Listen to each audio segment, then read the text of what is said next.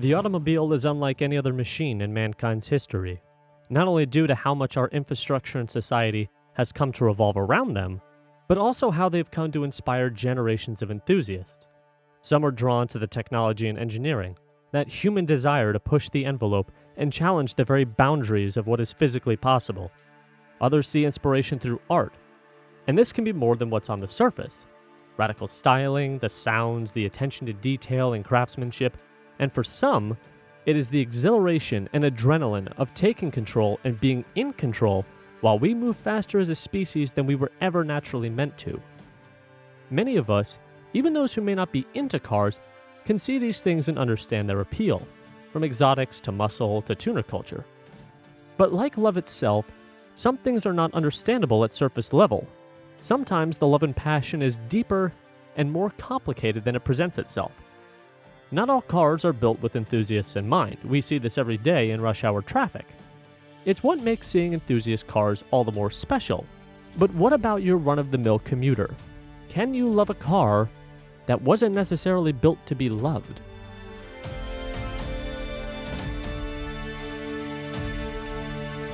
This is a 2007 Toyota Corolla. This particular model is part of the E130 generation, or ninth generation of a nameplate spanning all the way back to 1966.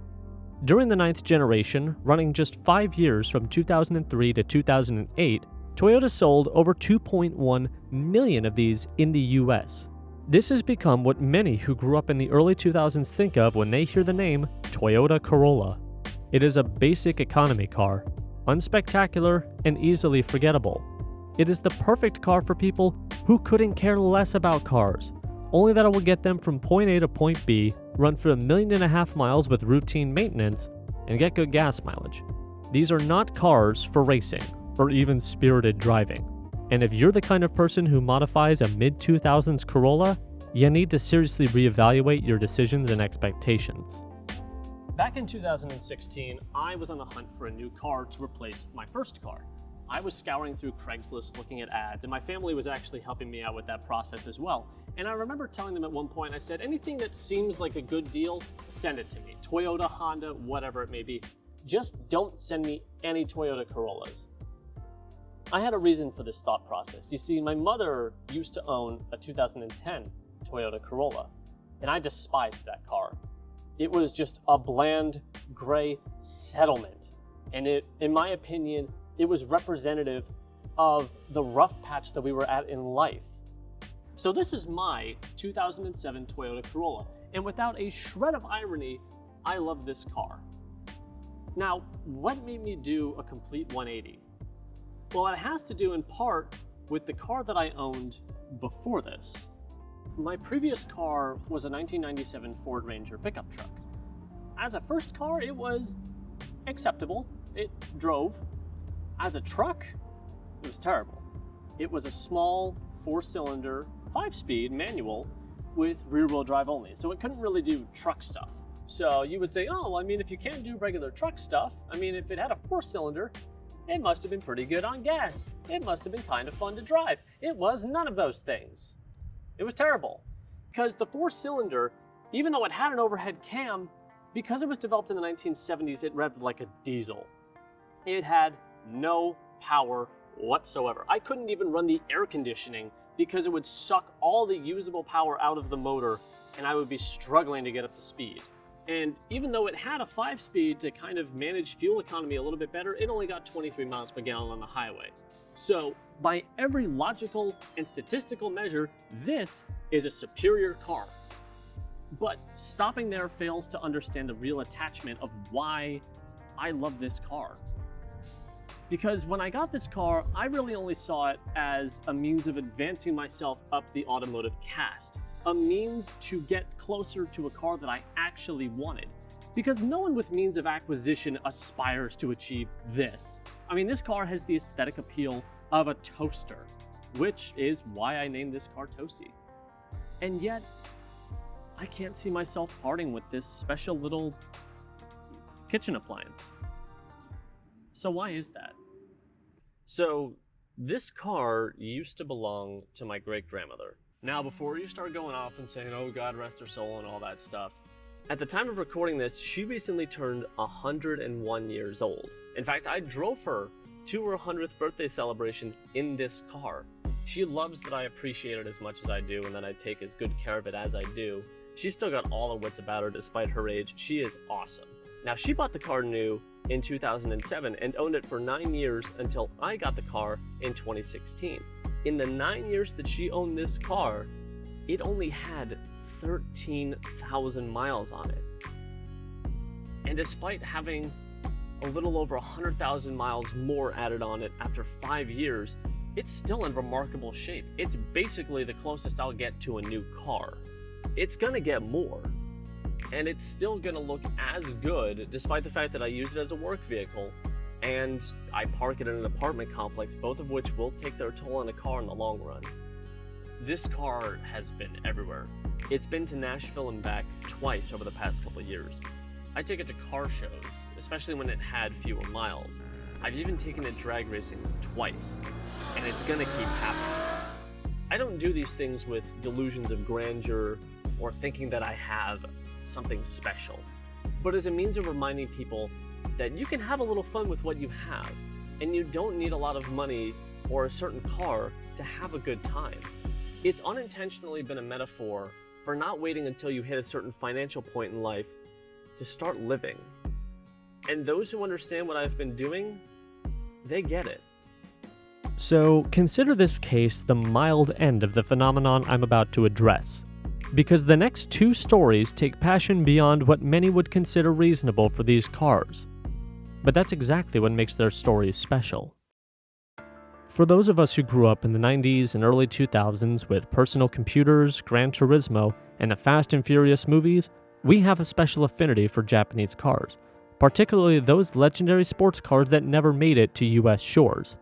The Japanese domestic market, or JDM, import and export business is huge, now that these 90s icons are finally able to be imported. So, what dream car do you buy? Do you go for the Type R Honda? Maybe Godzilla itself, the mighty Skyline GTR?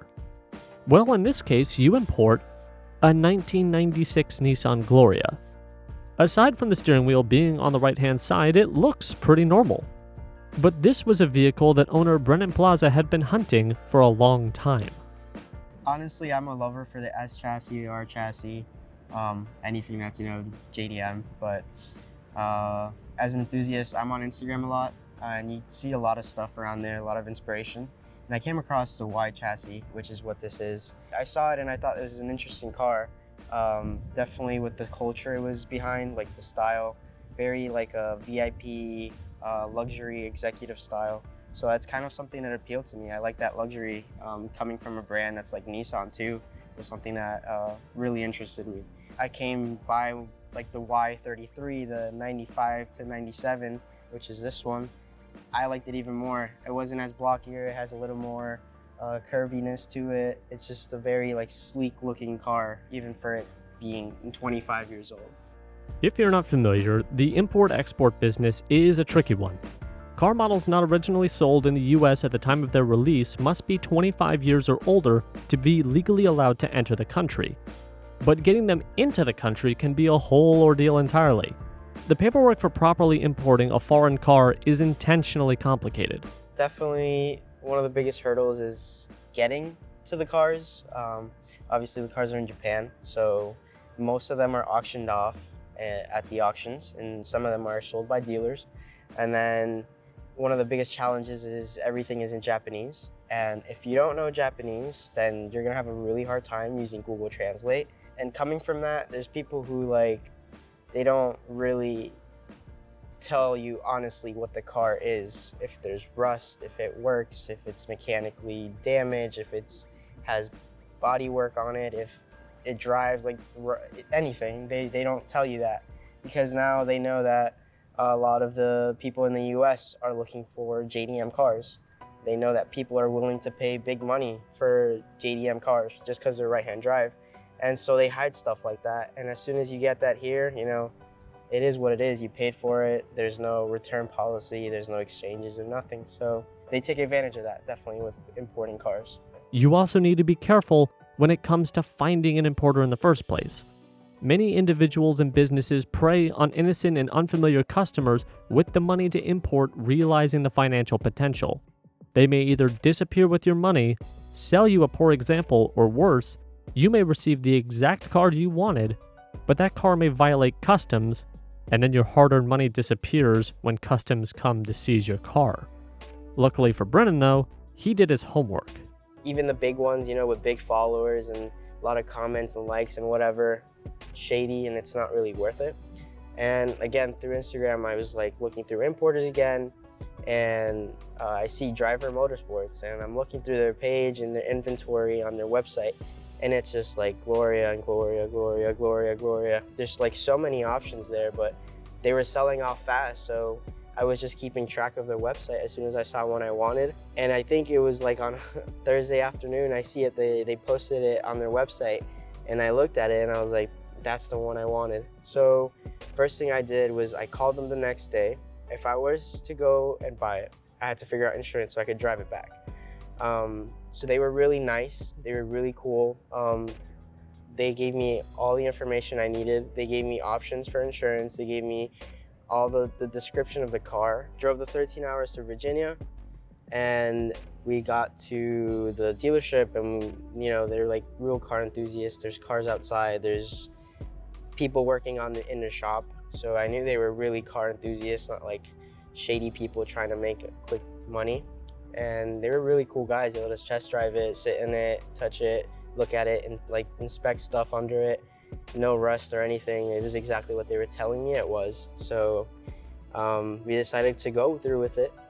Insurance was already figured out. Like I said, I called beforehand to figure that out. And we took a risk, and we decided to drive it 13 hours back home to see if it really was worth what we bought it for. And the trip was amazing back. No problems, just stopped for gas, and that's it. And since then, there has been no problems with it. Now that Brennan has a Gloria stateside, he plans on building it into a VIP, or Bipu car, like those he follows on Instagram. Bipu styling involves turning the car into an extreme lavish luxury car, lowered with big wheels and extravagant interiors paying homage to Japanese executive culture. Brennan already has 19-inch two-piece auto couture magnifique wheels and has begun decorating the interior with lace seat covers, a Japanese flashball, Starry Night headliner, and a Tsuna knot. Though it may seem strange, it's proof that cars can be art, crossing languages and borders and inspiring millions across the world. Now, this story in particular is one I'm very excited to share, because this story to me is the epitome of the point that I've been pressing, that car enthusiasts will find inspiration and passion in the most unexpected of places. I mean, who would think your grandmother's station wagon could be considered cool, or dare I say, desirable? Well, it might be, if Grandma drove a wagon like Michael Jingle's Volvo 850. This is not only a great car build, but one full of phenomenal stories behind it, and a great way to bring it all home. I actually didn't like wagons or anything of the sort. I used to ride BMX bikes at the skate park a lot, and I needed something I could put my bike in and lock it up that wasn't a pickup truck. I turned 15 and I found one of these for sale for $1,200 on local Craigslist and picked it up. Quickly stopped riding the bike and started working more on the car. This is my third of this model. It's the second one I've ever daily driven. I wanted to paint it blue.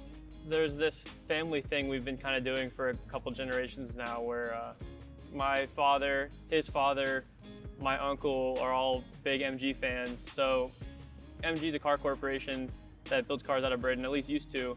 And in 1980, they came out with a color called Pageant Blue. I was 15. I was trying to build this car so it'd be ready for me to drive when I turned 16. And my father asked what color I want to paint it. And originally I was just going to paint it the green from the factory that it was.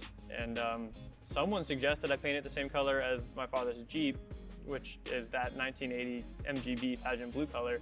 It came out really good. It came out a lot better than anticipated, I think.